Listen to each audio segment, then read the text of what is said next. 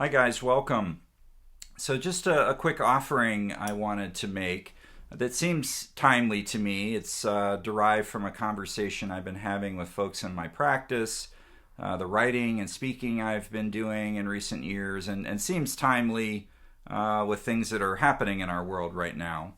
It's a conversation I've had a lot with myself in recent years, and it's about what I call truth talking. And I'll make a bold statement. We are all liars. And by that I mean that while most of us have it as a core value to approach others with honesty, and that's a wonderful thing and super important, that's not the kind of honesty I'm talking about when I say that we're all liars. By saying that we're all liars, it means that we all at times struggle to speak what I call big T truth. Little t truth are the facts about a situation, the history of something, the narrative telling about what happened, who, what, when, where, that sort of thing. That most of us, when we think about being honest, we're talking about being honest about the facts of a situation, the observables, who did what, and in what order. Important, but not what I'm talking about. What I'm talking about is so important to our relationships, to, as I talk about in my book Prizeworthy that's coming out, to our parenting or our helping of kids and teens. But in all of our interactions, I'm talking about big T truth, which is how we all lie on a daily basis because we're not trained or we're not conditioned to speak the undeniable truth of our present moment experience. And here's what I mean by that. We typically are all conditioned to speak what is a filtered and censored perception of what's happening in given moments. And we tend to speak from our memory, we tend to speak from our biases, we tend to speak from our predictions, distorted or not, about the future. We tend to speak from various narrative stories in our minds.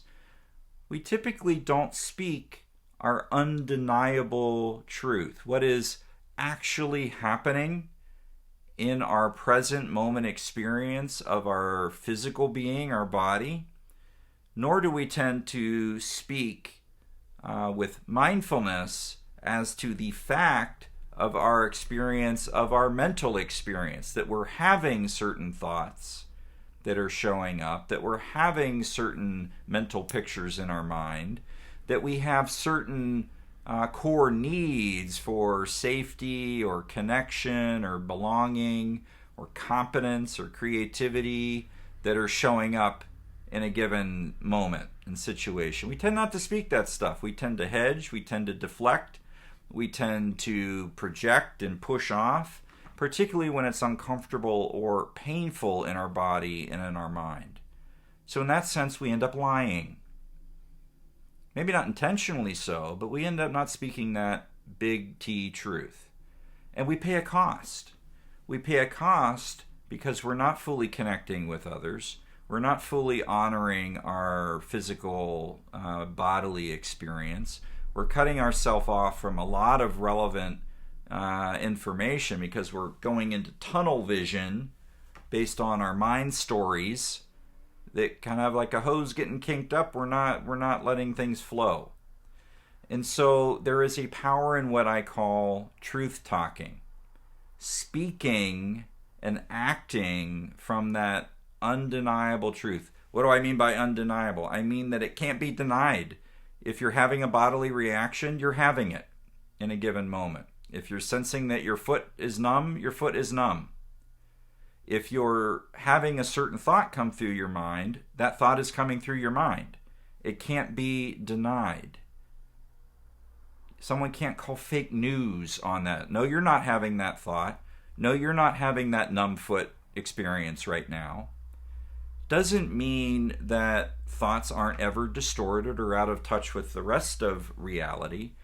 but it is undeniable big T truth that we are having our experiences, and we tend not to speak those.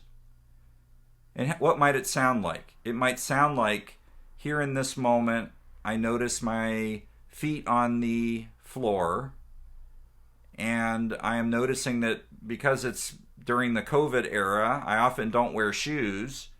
And so right now I'm having the thought that I'm not wearing shoes and I have my socks pressed against the carpet and one leg of my chair. And that may seem silly, and perhaps you chuckle at that. And yet, how often do people speak that directly as to their experience? Perhaps it's something that would matter more to share it.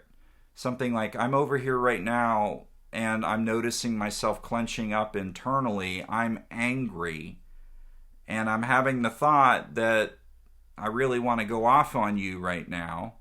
And yet I'm noticing that when I've done that in the past, it makes things more stuck for you and for me, and things blow up, and I'm really not wanting to do that.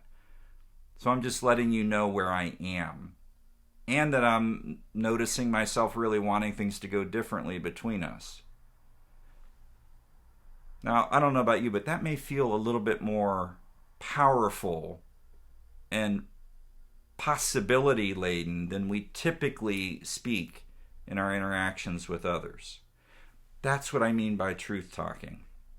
So I'm hoping to start a truth talking conversation with people in the work that I'm doing, the writing that I'm doing, the talks, the webinars, the courses, as just one of the pieces of what I call the prizing process that I talk about in my Prizeworthy book. But I offer this as food for thought, that maybe there's another level of telling truth to one another. And I hope to get you curious. And please reach out to me, ask me more about this.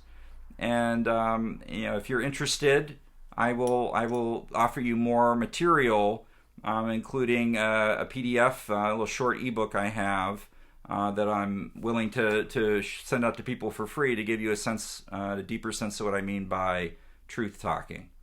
So thank you, and take care, and I hope to talk to you truthfully soon. Take care.